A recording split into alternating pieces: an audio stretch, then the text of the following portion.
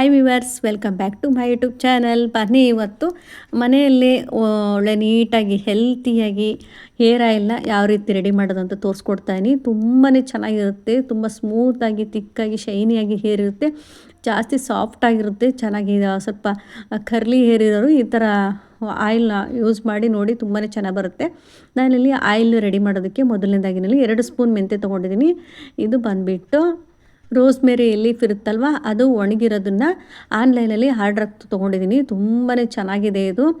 ಜಾಸ್ತಿ ರಿವ್ಯೂಸ್ ಬಂದಿರೋದಿಲ್ಲ, ನೋಡಿ ಚೆಕ್ ಮಾಡಿಬಿಟ್ಟು ತೊಗೊಳ್ಳಿ. ತುಂಬಾ ಚೆನ್ನಾಗಿದೆ ಇದು, ಹಾಗೆ ಸ್ಮೆಲ್ಲು ಚೆನ್ನಾಗಿದೆ. ಇದನ್ನು ಒಂದು 2 ಸ್ಪೂನಷ್ಟು ತೊಗೊಂಡಿದ್ದೀನಿ. ರೋಸ್ಮೇರಿ ಹಾಕ್ಕೊಳ್ಳೋದ್ರಿಂದ ಕೂದಲು ತುಂಬಾ ಚೆನ್ನಾಗಿ ಹೆಲ್ತಿಯಾಗಿ ಗ್ರೋ ಆಗಿ ಬೆಳೆಯುತ್ತೆ, ಹಾಗೆ ಉದುರೋದು ಕೂಡ ಕಡಿಮೆ ಆಗುತ್ತೆ.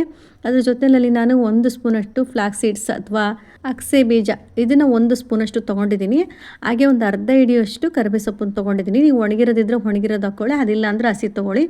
ನೋಡಿ, ಇದಿಷ್ಟೇ ಬೇಕಾಗಿರೋದು. ಇದಿಷ್ಟನ್ನು ಏನು ಮಾಡ್ತಾನೆ, ಮೊದಲನೇದಾಗಿ ಸ್ವಲ್ಪ ತರಿಯಾಗಿ ರುಬ್ಬಿಡ್ಕೊಂಬರ್ತಾ ಇದ್ದೀನಿ.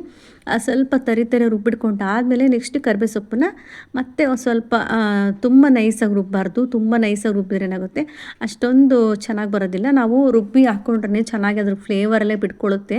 ನಾವೆಲ್ಲ ಇಡಿ ಹಾಗೆ ಹಾಕಿದರೆ ಅಷ್ಟೊಂದೆಲ್ಲ ಅದು ಸೀಡ್ಸದ್ದೆಲ್ಲ ನಮಗೆ ಬೆನಿಫಿಟ್ ಸಿಗೋದಿಲ್ಲ. ಹಾಗಾಗಿ ಸ್ವಲ್ಪನಾದರೂ ತರಿಯಾಗಿ ರುಬ್ಬಿಡ್ಕೊಂಡು ಮಾಡಿದರೆ ಚೆನ್ನಾಗಿ ಬರುತ್ತೆ. ನಾನು ಸ್ವಲ್ಪ ಅರ್ಧ ಲೀಟ್ರ್ ಎಣ್ಣೆದಲ್ಲಿ 1/4 ಭಾಗ ಅಷ್ಟು ಎಣ್ಣೆ ತೊಗೊಂಡಿದ್ದೀನಿ.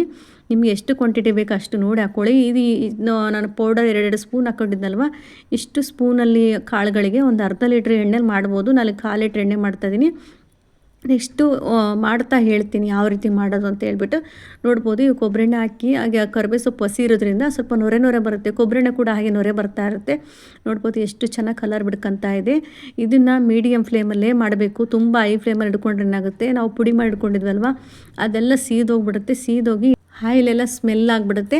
ಹಾಗಾಗಿ ತುಂಬ ಮೀಡಿಯಮ್ ಫ್ಲೇಮಲ್ಲೇ ಮಿಕ್ಸ್ ಮಾಡ್ತಾನೆ ಇರಬೇಕು. ನೋಡ್ಬೋದು, ಎಲ್ಲ ನೊರೆ ಎಲ್ಲ ಕಡಿಮೆ ಆಗಿದೆ. ಕಡಿಮೆ ಆಗಿಬಿಟ್ಟು ಈ ರೀತಿಯಾಗಿ ನಿಲ್ಲುತ್ತೆ, ಸ್ಟಾಪ್ ಆಗುತ್ತೆ. ನೋಡ್ಬೋದು, ಈ ರೀತಿಯಾಗಿ ಸ್ಟಾಪ್ ಆಗಿ ಮೇಲ್ಗಡೆ ನೀಟಾಗಿ ಎಣ್ಣೆ ಬಿಡ್ಕೊಳ್ಳೋಕ್ಕೆ ಸ್ಟಾರ್ಟ್ ಆಗುತ್ತೆ.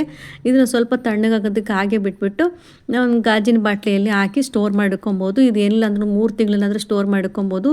ತುಂಬ ಚೆನ್ನಾಗಿ ಬೆನಿಫಿಟ್ ಸಿಗುತ್ತೆ. ಯೂಸ್ ಮಾಡಿ ನೋಡಿ. ಜಾಸ್ತಿ ಸ್ವಲ್ಪ ಕರ್ಲಿ ಹೇರ್ ಇರೋರು, ಸ್ವಲ್ಪ ತಿಕ್ಕಾಗಿ ರಫ್ ಆಗಿದೆಪ್ಪ ಅಂತ ಹೇಳೋರು ಈ ಹೇರ್ ಆಯಿಲ್ನ ಬಳಸಿ, ತುಂಬಾ ಚೆನ್ನಾಗಿರುತ್ತೆ.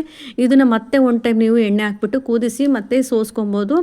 ಸೋಸ್ಕೊಂಡು ಆದ ನಂತರ ಇದನ್ನು ನಾವು ಒಂದು 10 ನಿಮಿಷ ನೀರಲ್ಲಿ ನೆನೆಸ್ಬಿಟ್ಟು ಅದನ್ನು ಮತ್ತೆ ಮಿಕ್ಸಿ ಹಾಕ್ಕೊಂಡು ತಲೆಗೆ ಏರ್ ಪ್ಯಾಕ್ ಥರ ಹಾಕ್ಕೊಂಡು ಅದನ್ನು ಕೂಡ ಯೂಸ್ ಮಾಡ್ಬೋದು. ವೇಸ್ಟ್ ಎಲ್ಲ ಎಂತ ಆಗೋದಿಲ್ಲ. ನೋಡ್ಬೋದು ಎಷ್ಟು ಚೆನ್ನಾಗಿ ಕಲರ್ಫುಲ್ ಆಗಿದೆ, ಹಾಗೆ ಘಮ ಅಂತ ತುಂಬ ಚೆನ್ನಾಗಿ ಸ್ಮೆಲ್ ಬರ್ತಾಯಿತ್ತು. ಅಷ್ಟು ಚೆನ್ನಾಗಿದೆ.